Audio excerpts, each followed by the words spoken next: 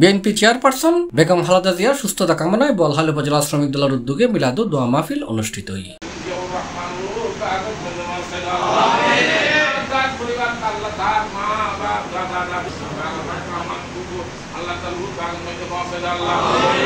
জুনের ২৬ তারিখ সোমবার চট্টগ্রাম দক্ষিণ জেলা শ্রমিক দলের যুগ্ম সম্পাদক বলহাল উপজেলা শ্রমিক দলের সাবেক আহ্বায়ক মোহাম্মদ সেলিমের সভাপতিত্বে অনুষ্ঠানত প্রধান অতিথি আছেন বলহাল উপজেলা বিএনপির যুগ্ম আহ্বায়ক SM সেলিম।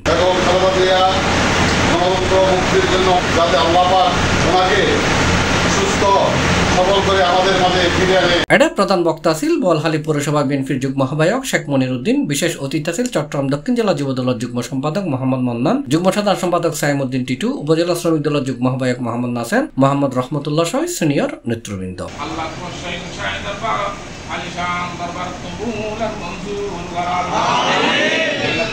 C+ চট্টগ্রাম।